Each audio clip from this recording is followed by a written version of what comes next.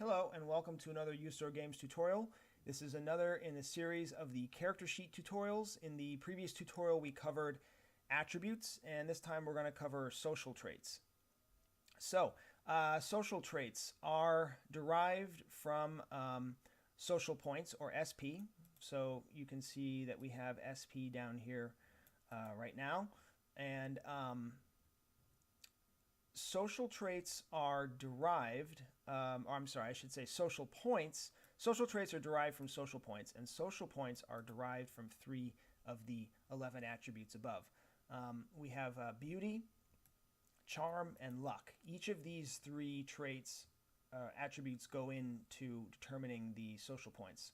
And as you can see here, you can have negative social points. But you can also have positive social points. The higher your beauty, charm, and luck stats are, the more social points you have. And you want more social points because negative social points give you bad things and positive social points give you good things.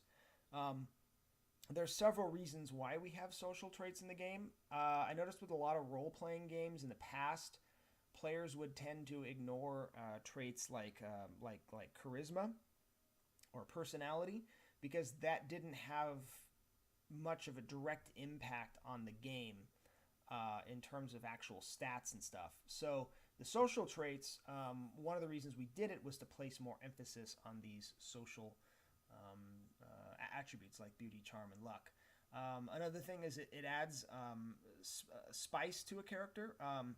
And just makes it more interesting. So the character isn't just a bunch of stats.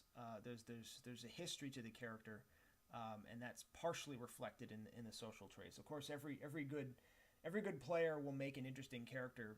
Will add other parts too, but this is just a further way to kind of force players to add flavor to their character. And this is a section you have to fill out. If you don't fill it out, you get a validation error, and it won't let you create the character sheet. So bear that in mind. So we have positive and negative social traits, and the negative ones will give you negative social points, and the positive ones will give you positive social points.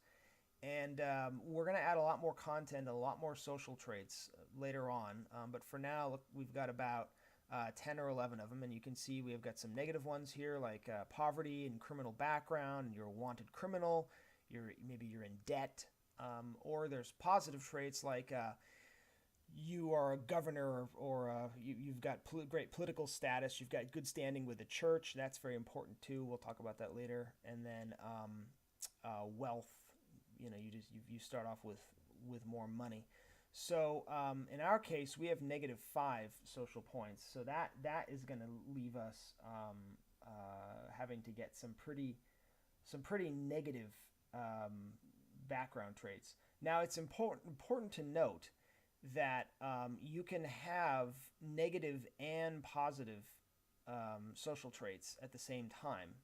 What you basically need to do is have a combination of negative and positive social traits such that the total social point cost over here matches up with your total social points earned.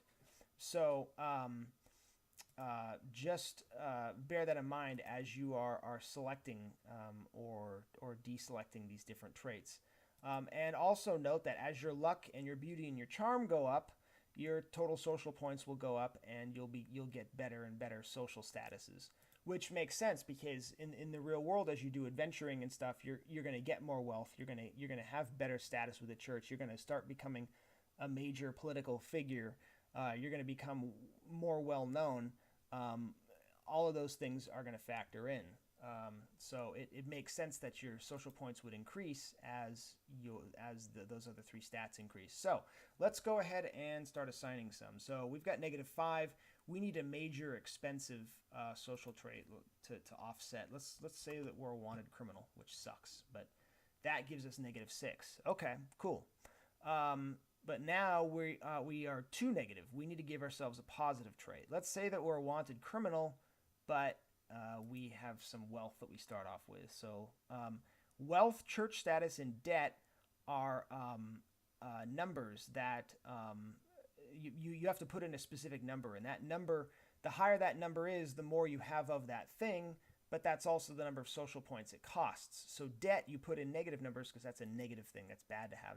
The more negative you have in debt, the more in debt you are. And the same thing with church status and wealth. The more points you have towards church status, the better your church status. The more points you have towards wealth, the greater your wealth. So let's go ahead and we'll just put 1 on wealth, and that gets us -5, which matches our total social points earned. So our guy's a wanted criminal, and he's probably being chased by the law right when the game starts, but at least he's got some extra wealth. So he's got $1,000 extra dollars, and his current regals would have been 600, but now it's 1,600. He starts with more money at the start of the game, which is always nice. And down here, this is for keeping track of wealth. For each adventure you complete, you get, because your wealth rating is 1, you get 100 extra regals, just out of nowhere. I guess it just comes in your bank account or whatever. But you can just, this is the number to keep tallying how many adventures you've had. It's an optional thing, you don't have to use it. But if you've been on 4 adventures, then you're getting 400 extra regal right there. And then after you've done another adventure, you just punch in 5. It tells you how many extra regals you get there. So on and so forth. So that's social traits. And then what we're going to do next in the next video is we're going to cover the rest of this character sheet, and I hope to see you then. See you soon.